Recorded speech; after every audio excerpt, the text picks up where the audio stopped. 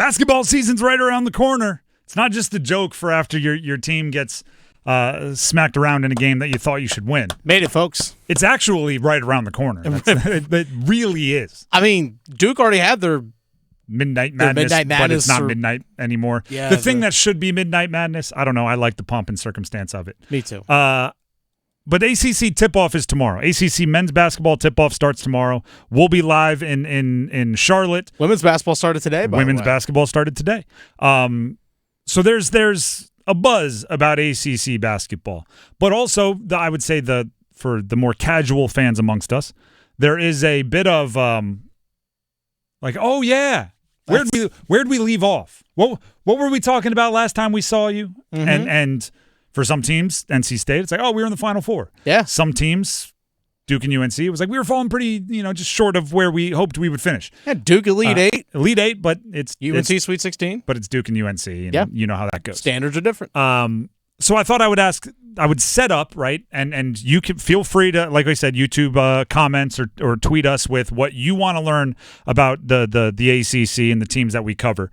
But I thought I would set the big question that I'm trying to answer for each of these teams preseason. In addition to like, hey, who are the newcomers and, what are you looking for? How does NIL affect things? What do you have in store for Stanford and Cal? We'll answer all those questions. But I have one more specific question for each of the teams and in no particular order. For UNC, what is life like without Armando Bacot? I went back and this is one of those things where you're like, that can't be right, but it is. The last time the University of North Carolina, the Tar Heels, played a basketball game without Armando Bacot on the roster, Luke May started the game and scored 13 points.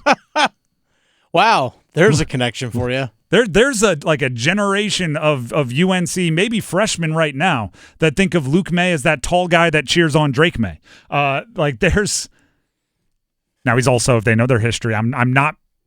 He hit the mad. Don't get me wrong. Luke May has his own legacy. I'm just saying, young fans oftentimes miss out on history because they were in watching cartoons when it happened.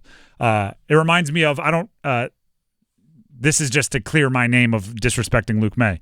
There was a song that came out, I don't know, 10 years ago maybe, called 6 Foot, 7 Foot, and it featured Kanye West and Rihanna. And guess who else was on this record? Who? Paul McCartney. And if you went and watched, all right.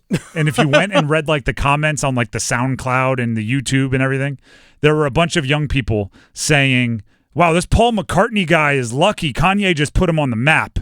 And I'm going like, you're just unaware. You just don't know. It's not your fault. You just don't know. You don't know what you don't know. So yeah, there's somebody out there that thinks Luke May, what is that, Drake's brother? They just don't know. But he was playing. Scored 13 points the last time UNC played a game without Armando Bacot. Cam Johnson, Kobe White, Garrison Brooks, Kenny Williams, and Luke May, starting 5. Coming off the bench in that game were Leaky Black, Nasir Little, Seventh Woods came off the bench. Obviously coached by Roy Williams. He even coached Armando for a couple years. It's been a long time, is my point. What is life like without that guy? For NC State, one of the questions I want to answer, is there a Final Four hangover? A lot of teams, and unless you have, I don't know, Tom Brady, it's almost impossible to lose a Super Bowl and then make it back to the Super Bowl the next year. It just doesn't happen pretty much ever. Final Four isn't quite impossible, but it's still a lot of teams that go on those magical runs. It's really hard not to think, hey, that run last year was so awesome, we should start every game with a 20-point lead this year. And it just doesn't happen that way. Because make no mistake about it, as special as that NC State run through the ACC championship and to the Final Four was, they had things to improve on before that. And they lost some of their best players from that team. A lot of the players on the team this year weren't even there for last year, but for the program, is there a hangover? By the way, I believe the first game for them, a double banner night. The two banners is pretty cool. ACC championship and Final Four. The double banners is How do you not get caught up in that a little bit when you're trying to be like, but last year means nothing. This year is what we're building off of. Oh, by the way, let's take a pause to watch us put up our double banners. Yeah. Like that's you can see why a hangover might be possible. Sure. Duke, can you put a team together and compete for a national championship? They'll be near the top of most preseason rankings in one offseason. There's a point in time this year where they had 2 scholarship players.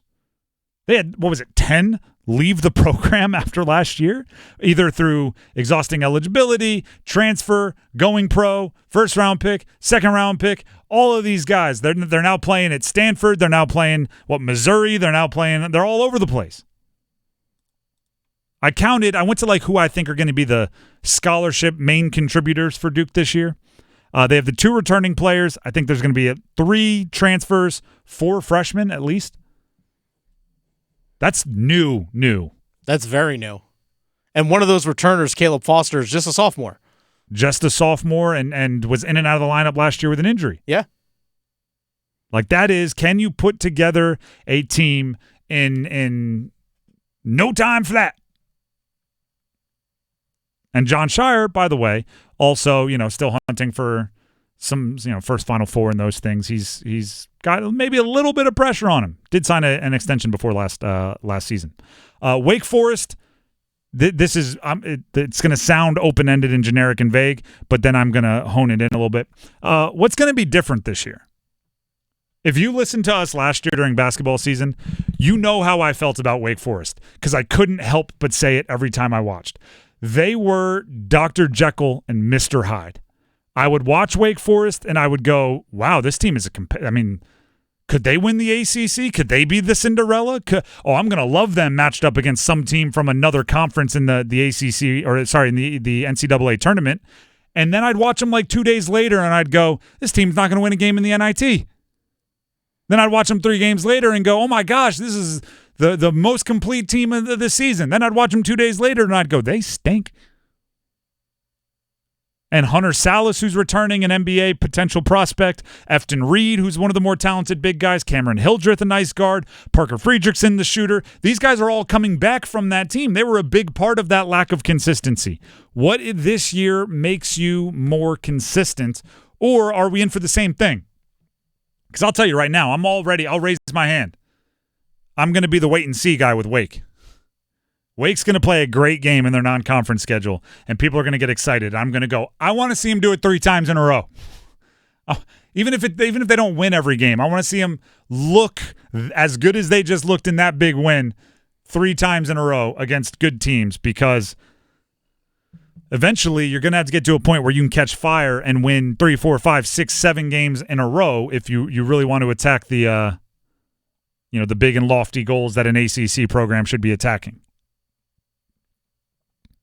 Anything specific you want to find out, Dennis? That's kind of my if we learn the answer to those 4 questions, talking with the players and coaches to those 4 teams, and then we mix in some fun, we mix in some X's and O's, some schematic stuff, that's a full day to me. That's a good ACC tip-off. I mean, you hit the nail on the head. Things that we'll learn during the course of the season, like, for example, Duke's roster. I know some people that went to their media day that they had last week. These guys are huge. I mean, Caleb Foster is your smallest guy at 6'4", and Tyrese Proctor's 6'5", Cooper Flagg's 6'8", 6'9", and just the way that team is built physically, they're built like an NBA roster. And then I look at North Carolina, for example. RJ Davis is 6 foot, 6'1", I think is what he is. Elliot Cadeau's right around the same height. Seth Tremble's probably about 6'3". So it's just, I'm wondering when as the season progresses, when we get these individual matchups, how are things going to look? That's something that's going to play out over time, over the course of the season. But it's just intriguing matchups. I know UNC, Hubert Davis said it last week. I know we'll talk about it in this coming couple days. They're going to get up and down the floor and run even faster than what they did last year. And they were their most effective last year when they were running. By the way, I appreciate what you did there, because you know how basketball players are. Caleb Foster's listed at 6'5", and Tyrese Proctor's listed at 6'6". That's Swiss shoes on. I appreciate what you're doing there, because we know how basketball players are. But who knows? Maybe they grew. That's another part. Grew the hair out a little bit. That's another part about ACC tip-off is I know my height exactly. I am 6'3" and 7/8. Like that's like combine status, toes up, breathe out, push down on your head. I'm 6'3" and 7/8. I stand up to shake hands when players come to interview us, and I get a feel for it. So maybe I'll report back on whether I believe 6'5" for Caleb Foster or 6'6" for Tyrese Proctor, because that's what they're listed at. I'm a solid 5'10", so I can guarantee you they're all taller than me. There is, I believe, a walk-on, Spencer Hubbard on Duke, because I just brought up their official roster. He's 5'8", so.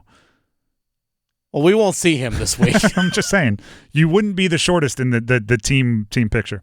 The Drive with Tim Donnelly, 99.9 The Fan. I mentioned our YouTube comments is somewhere you can let us know what you want us to find out for you at ACC basketball tip-off. The YouTube comments are also where we go, in many cases, to get our feedback frenzy, comments, questions, and debates. Basically what we do is we look around for your comments, is one of the ways you can contribute to the show, to conversations we've had over the last week. We bring the best comments on air and we react to them, agree or disagree, fight back, or relinquish maybe a W for you. All right, you got us there.